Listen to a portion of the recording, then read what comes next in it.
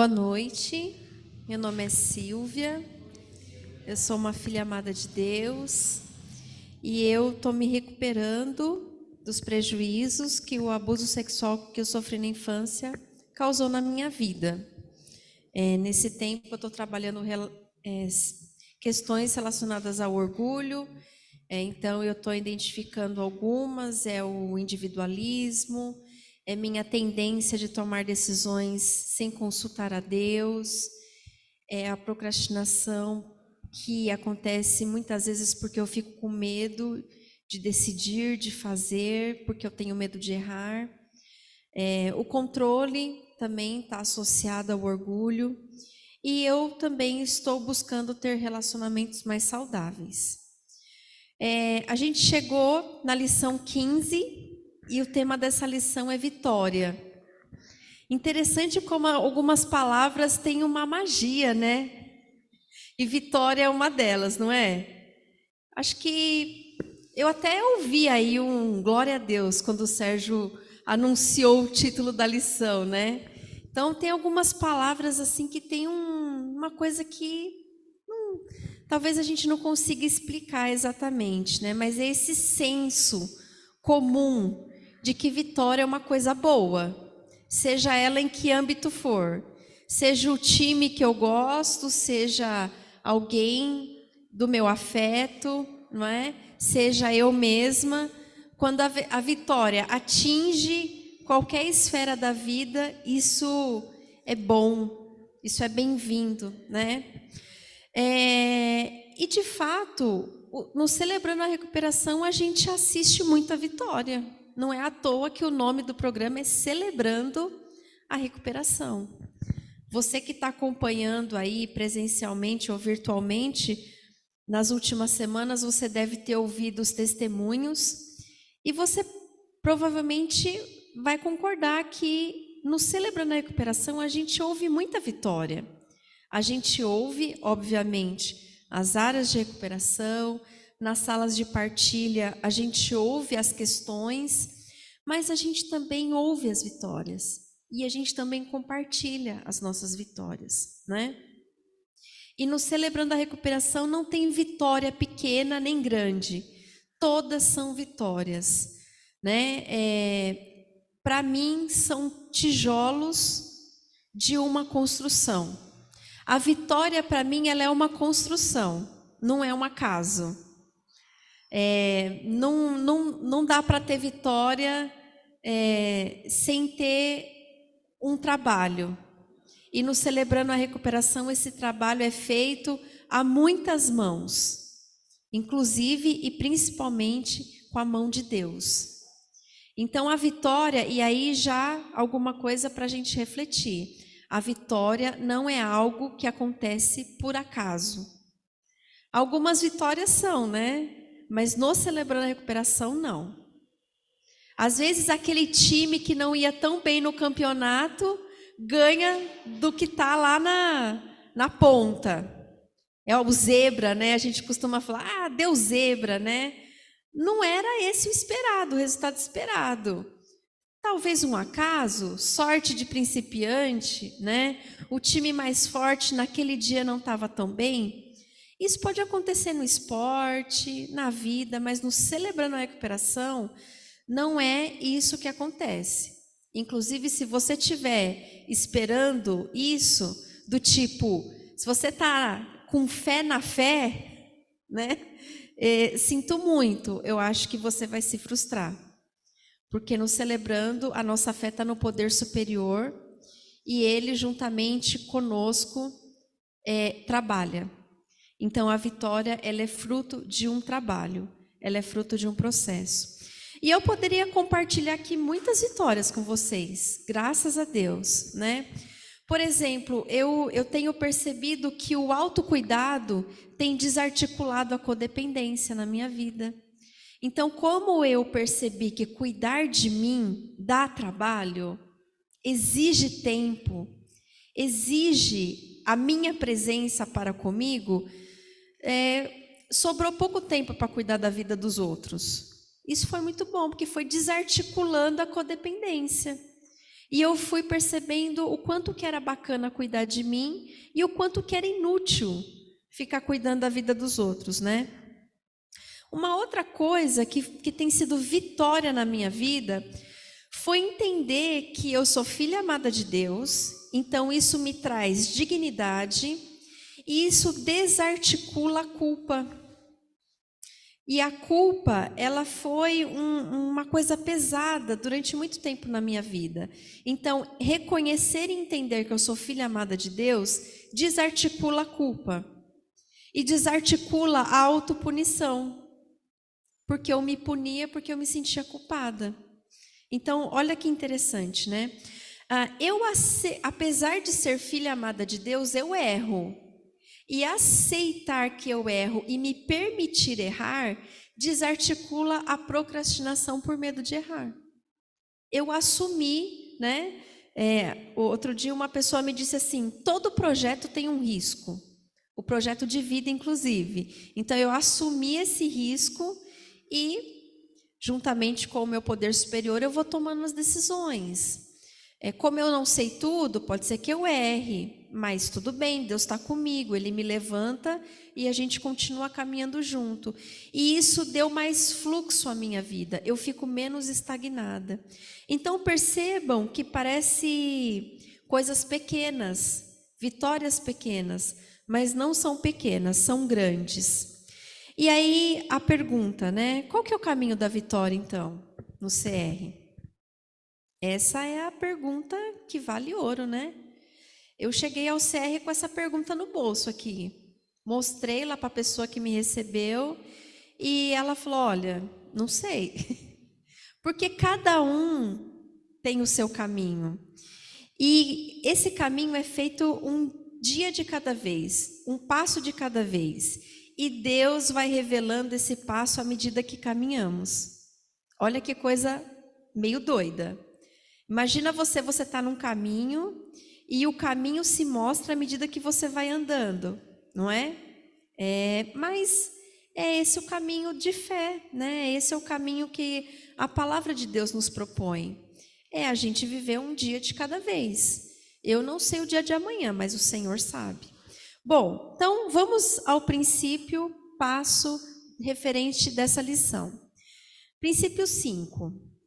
Peço humildemente que Deus remova meus defeitos de caráter e voluntariamente submeto-me a cada mudança que Ele queira fazer na minha vida. O passo 6 diz: prontificamo-nos inteiramente a deixar que Deus removesse todos esses defeitos de caráter. Passo 7. Humildemente pedimos a Deus que removesse todas as nossas imperfeições. Como eu lido com orgulho, e quando eu fui ler essa lição, eu falei, nossa, nada a ver. Nada a ver esse princípio 5, esses passos com o título da lição. Porque o passo aqui está falando de humilhação, está falando de defeito, está falando de imperfeição. É tudo que o orgulhoso não gosta de ouvir. Eu falei, ih, Deus, me lasquei aqui, né? É um desafio. É um confronto, mas é por isso que é um trabalho, por isso que a vitória ela é uma construção, vai ter desconforto mesmo, né? E esse princípio 5 e esses passos 6 e 7, eles trazem algum desconforto, mas a gente vai ver ao longo dessa reflexão aqui, que é um desconforto para o nosso bem, né? E pode passar o próximo. Por favor, o acróstico dessa lição, então, através da palavra vitória, o autor lá dessa lição, ele colocou alguns tópicos. Isso aqui não é regra. Aliás, o celebrando, as únicas regras que a gente tem no celebrando são as regras de partilha, para que a gente tenha um ambiente seguro para partilhar. Mas no CR você não tem que nada. Então, aqui a gente compartilha sugestões, princípios, baseados na palavra de Deus. E Deus vai falar com você. O que você vai fazer? Quando você vai fazer, né? Mas olha os tópicos que essa lição sugere. Voluntariamente submeter-se, identificar falhas de caráter, transformar sua forma de pensar, obedecer à voz de Deus, recuperar-se vivendo um dia de cada vez, iniciar a recuperação como um processo, aceitar a mudança e optar por ela. Olha quanto trabalho você tem aí no seu projeto de recuperação. Não é para desarticular qualquer codependência? Não sobra tempo. Se você olhar para essas sugestões e decidir trabalhar nelas, eu tenho certeza, porque isso acontece na minha vida. Isso vai ajudar muito no autocuidado, né? Vai desarticular muito do controle sobre o outro, a codependência, que é esse desejo insano de salvar a vida do outro, né? Então vamos dar uma olhadinha em cada um desses tópicos e ver o que a palavra de Deus pode esclarecer a respeito deles. Então pode passar o próximo, que é o voluntariamente submeter-se, né? Esse voluntariamente, ele tem muita razão de estar aí. Faz muito sentido, né? Porque não só no celebrando você não tem que nada, é esse tipo de relação que Deus propõe para nós. O amor que Deus propõe é um amor voluntário. O amor de Cristo, ele foi e é voluntário, e o meu amor a Deus, ele deve ser voluntário também. Não é um amor por coação, não é um amor por barganha. E em cada tópico eu quero compartilhar uma vitória da minha recuperação, né? Esse tópico, ele desarticulou a área de recuperação que foi a religiosidade na minha vida. Porque eu estava acostumada a lidar com Deus na base da meritocracia. Eu não sabia me relacionar com Deus fora desse negócio. Era um negócio mesmo. Eu faço, você me dá. E aí, como eu não conseguia fazer e atingir aquelas expectativas que eu mesma estabelecia para mim, então eu achava que eu ia me dar mal mesmo. Porque como eu não atingi as expectativas, Deus não ia me amar, então Deus ia ficar muito bravo comigo.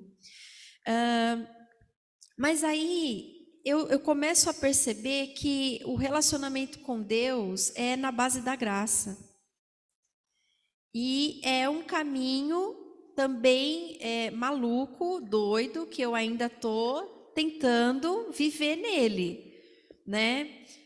Porque eu não faço nada, Deus me ama, eu recaio e Deus me ama, né? Foi isso que nós cantamos agora há pouco. Então eu vou viver a vida de qualquer jeito, porque afinal de contas Ele me ama? Não. Porque esse amor me traz muita dignidade e eu já não quero mais viver de qualquer jeito. Então olha só que equação mais doida. Alguns dizem, né? Quanto mais passa a mão na cabeça, mais a pessoa bagunça, né?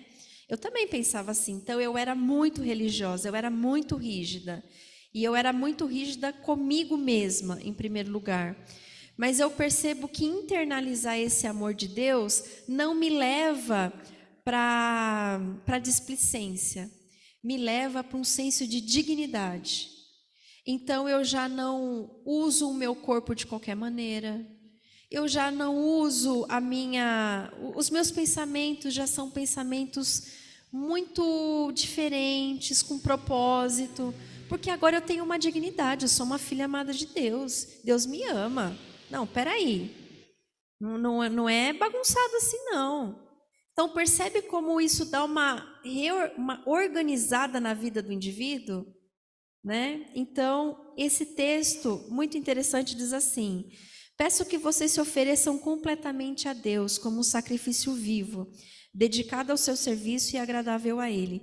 Deixem que Deus os transforme por meio de uma completa mudança na mente de vocês. Podem acreditar, o amor de Deus transforma. O amor de Deus traz uma dignidade que nada nem ninguém deste mundo é capaz de invalidar. Né? É como o Senhor Jesus, que ao ser batizado, ouve do Pai: esse é o meu filho amado. E esse filho amado vai para o deserto para ser tentado, e lá o diabo meio que põe em dúvida essa palavra. E Jesus fala: não, essa palavra é verdadeira, acabei de ouvir, inclusive. Então, quando eu ouço que eu sou filha amada de Deus, ninguém abusa mais de mim. É isso que tem acontecido na minha vida. O próximo, identificar falhas de caráter. Essa é uma parte difícil, né?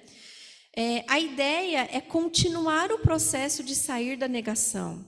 Como que a gente faz isso? A gente partilha, a gente ouve as partilhas. Quanto mais eu ouço, mais eu crio vocabulário para dizer o que eu estou sentindo. Quanto mais eu ouço, mais eu identifico as questões da minha vida. Quanto mais eu falo, mais profunda são as minhas partilhas. Então eu consigo ir puxando o fio. Sabe quando você vai puxando o fio? E aí aquele fio vem vindo, e você chega ao final daquele fio. Então, por exemplo, a procrastinação era só a ponta do iceberg, né? A religiosidade era só a ponta do iceberg. Eu precisei ir mais fundo, né? E o texto de Tiago diz assim: humilhem-se diante do Senhor e Ele os colocará numa posição de honra. Aqui no Celebrando, quando a gente partilha as nossas áreas de recuperação, a gente não está se colocando numa posição de humilhação perante pessoas, porque está todo mundo no mesmo nível, né? Como diz aquele meme lá da rede social: quis me derrubar, logo eu que já estava no chão, né? Então, assim, está todo mundo aqui no mesmo nível. Então, não tem como você se humilhar diante de mim, porque eu estou com você eu estou com você no caminho, né? A gente se humilha diante de Deus, porque Ele sim está no outro nível. Então, não precisa ter medo de falar a respeito de você. Não pense que você vai estar se humilhando diante das pessoas. Nossa, o que as pessoas vão achar de mim? As pessoas vão achar que você é um filho amado de Deus, uma filha amada de Deus. Pelo menos aqui no CR, é isso que a gente pensa um do outro. E nada nos assusta, porque nós sabemos que todos estão no processo, né? Pode passar o próximo, por favor. Transformar sua forma de pensar. Aqui é uma coisa que eu tenho me dedicado a isso, né? Eu costumo dizer que o abuso sexual, e eu sinto isso e ouço partilhas que me levam para essa compreensão. O abuso, os abusos de forma geral, mas o abuso sofrido na infância, ele dá uma esburacada nas nossas emoções. Porque é justamente nessa fase da vida que a gente vai formando, né? O cuidado que a gente recebe daquele adulto que está ali para nos amparar, nos proteger, ele serve como referência. Então, se um adulto trata uma criança de forma abusiva, essa criança perde a referência de afeto, né? Se quem deveria cuidar abusa, então a referência fica muito distorcida. E isso segue a vida do indivíduo se nada for feito. Então, o que eu percebo em mim é que as minhas atitudes eram distorcidas, a minha visão sobre as pessoas eram distorcidas. Então, eu era uma pessoa extremamente desconfiada, muito desconfiada, né? Essa era a ponta do iceberg. E as minhas emoções eram muito distorcidas. Então, hoje, meio que eu duvido, entre aspas, do meu pensamento. Não que eu não me valido, não é isso.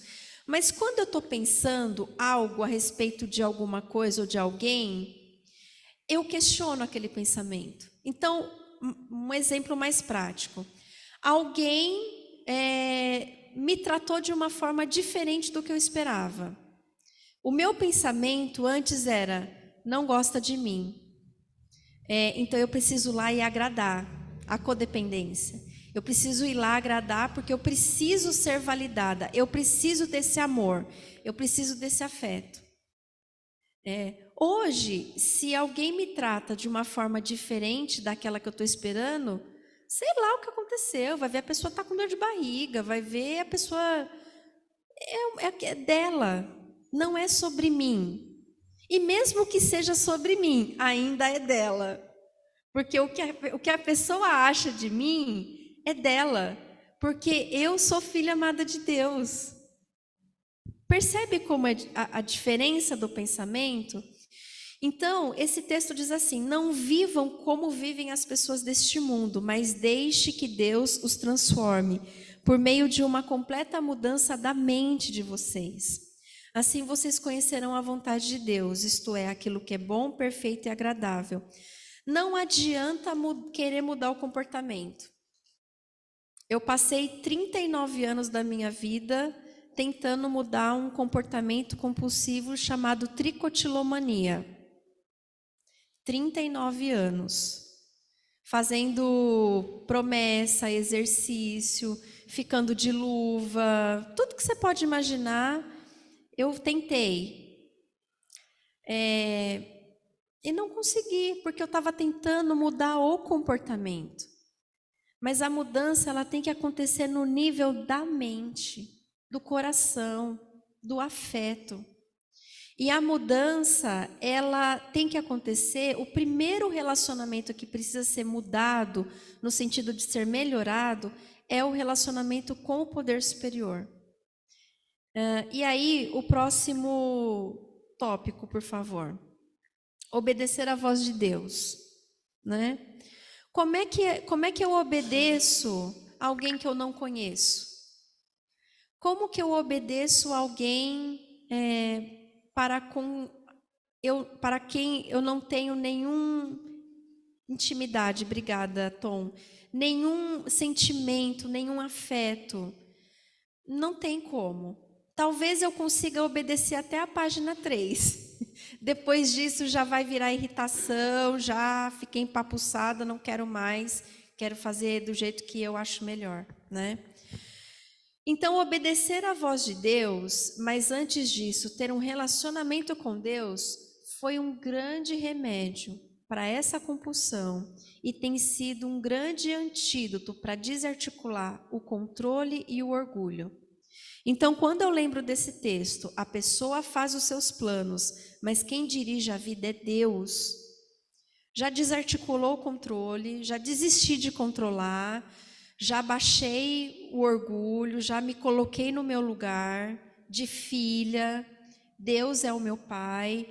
Então, percebam como que uma ação positiva, não estou falando aqui de positiva no sentido de positivismo, mas uma ação direcionada, uma ação voltada ao Senhor, desarticula um comportamento, um enrosco, um mau hábito, né?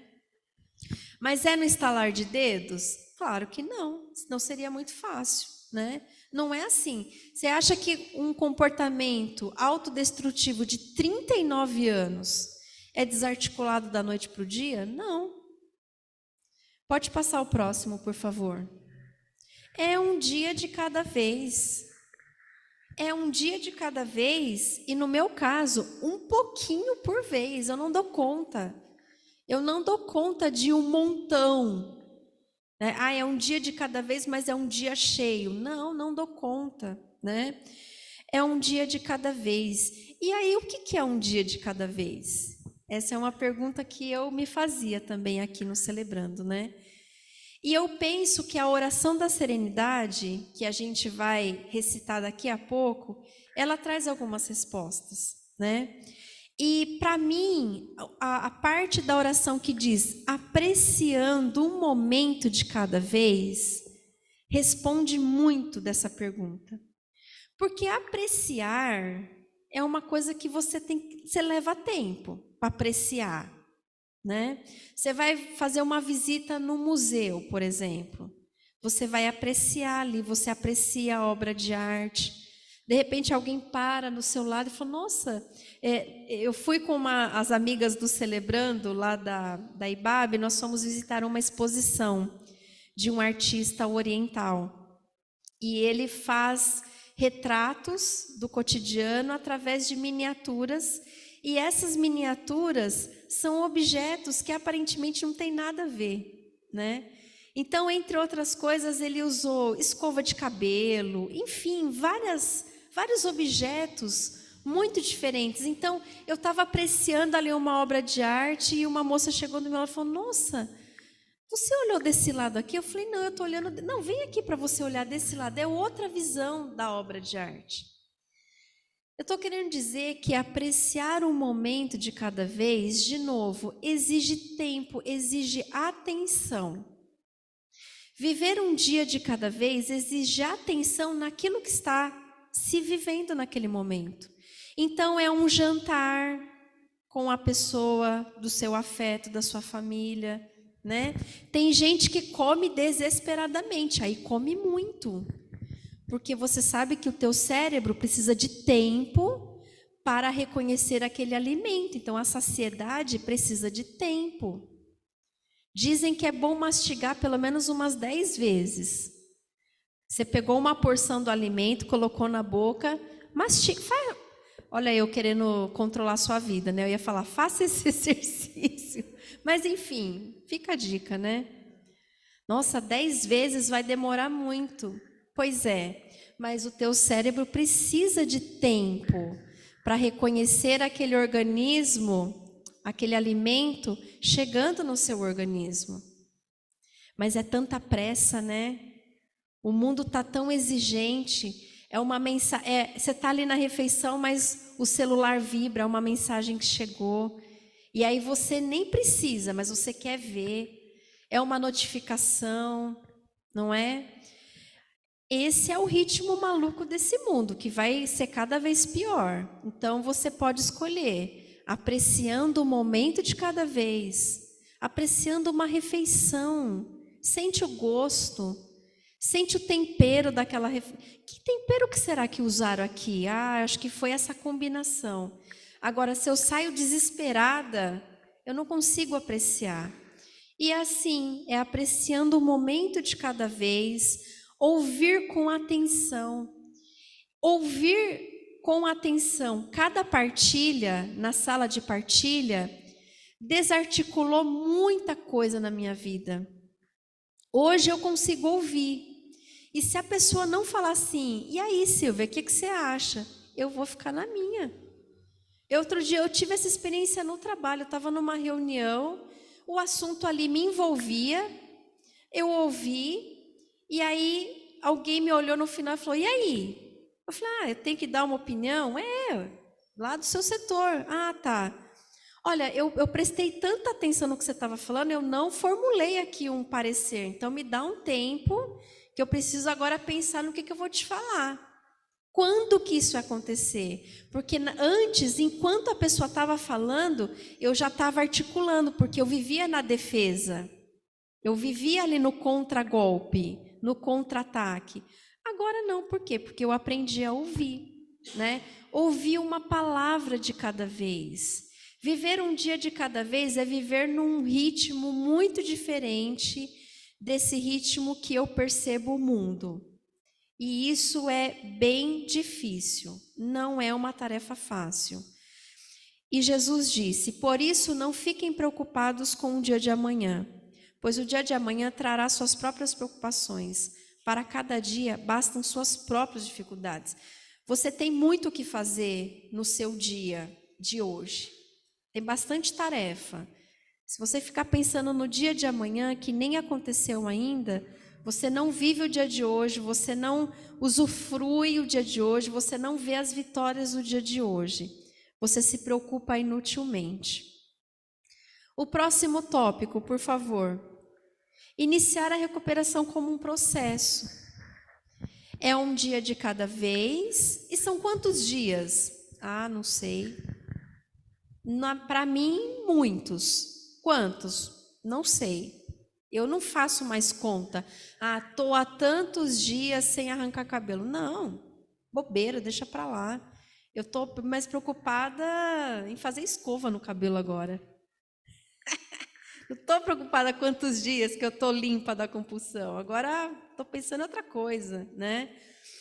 Então a recuperação é um processo. E eu vou te falar uma coisa. A gente sempre sugere para quem chegou agora no CR participar de pelo menos 4 reuniões, não é? Foi essa sugestão que foi me dada lá em 2009. E eu falei, não, mentira, eu não participei 4 seguidas. Mas teve um momento que eu participei as 4 seguidas, não foi logo no início. E aí, eu senti um alívio. E é óbvio, esse alívio imediato, ele é real. Por quê? Porque provavelmente, se você, assim como eu, está chegando no CR depois de muita luta, você está igual uma panela de pressão. E eu estava igual uma panela de pressão. E sabe aquele pino da panela de pressão? Que quando, ou você articula de modo que a pressão saia, então você vê aquele vapor saindo. Então, as primeiras partilhas têm esse efeito, esvazia a panela de pressão. Isso pode dar uma falsa ideia de que o problema está resolvido. Então, assim, é até engraçado de lembrar, mas eu lembro, assim, que na 8ª semana que eu estava participando, a minha partilha era assim, eu já estou ótima, eu já estou me sentindo ótima. Eu acho que eu só vou vir mais umas 2 ou 3 vezes e eu acho que está tudo resolvido. Sabe de nada, inocente, né? Tinha um alívio. Não era mentira, eu não estava mentindo. Tinha um alívio, mas era um alívio imediato. Era aquela pressão de 30 e tantos anos que se aliviou. Ufa. Só que passado esse alívio imediato, tem muita coisa para ser trabalhada. Então não se engane com você mesmo e com as suas emoções. É normal você sentir alívio nas primeiras participações do CR. É muito normal, mas não fique aí. Eu ouvi uma expressão ontem e está reverberando até agora na minha cabeça, que é, não fica na beira da praia, não. Se você ficar só molhando o pé, você não vai desfrutar do mergulho no mar.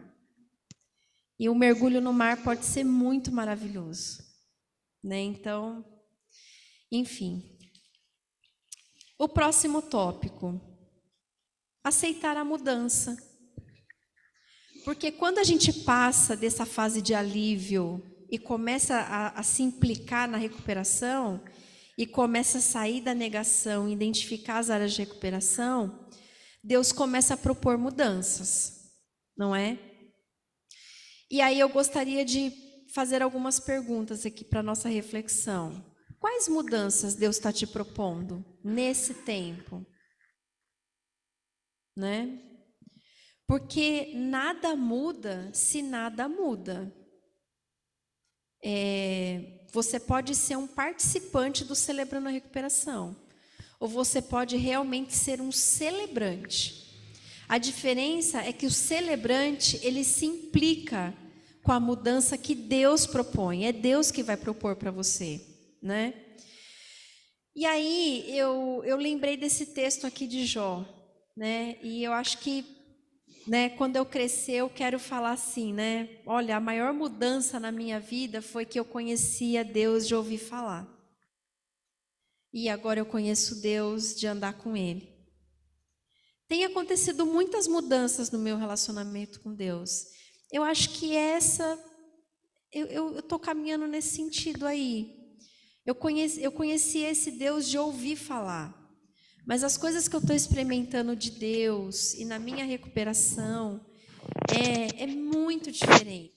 É muito diferente. Então, é preciso aceitar a opção e optar. Por que optar? Porque aqui você não tem que. Você tem que optar. Você tem que dizer assim, então eu quero isso aí. Eu vou fazer. Sou eu, é na primeira pessoa. Não é o outro que vai fazer por você, né? Deus propõe e você opta. Você fala, ok, aceito. Não, essa mudança, né? Tem mudanças que Deus está me propondo que eu não sei se eu consigo agora, mas eu tenho pensado a respeito, né? Eu passei, por exemplo, alguns anos sem estar congregada numa igreja local. Eu nunca saí da Igreja Universal de Cristo. Mas a igreja local, durante alguns anos, para mim era os meus sentimentos. Então era um sentimento de irritação, de muita crítica. Então eu não conseguia, mas aquela mudança estava lá, Deus estava me propondo. Até que de outubro para cá eu falei, Senhor, eu quero optar por essa mudança. Eu quero deixar de ser desigrejada, ser, né, para estar numa igreja. E estou procurando, eu acho que eu estou encontrando, né? É uma mudança, né? Enfim, então são esses tópicos que eu gostaria de deixar aí para nossa reflexão, tá bom? E duas perguntas mortes para você que vai participar da sala de partilha. Duas perguntas aí. O que eu preciso parar de fazer? A outra pergunta, o que eu preciso começar a fazer? Então, a primeira pergunta é, o que eu preciso parar de fazer? Ou, e se você quiser responder as duas, né? O que eu preciso começar a fazer? Obrigada por me ouvirem.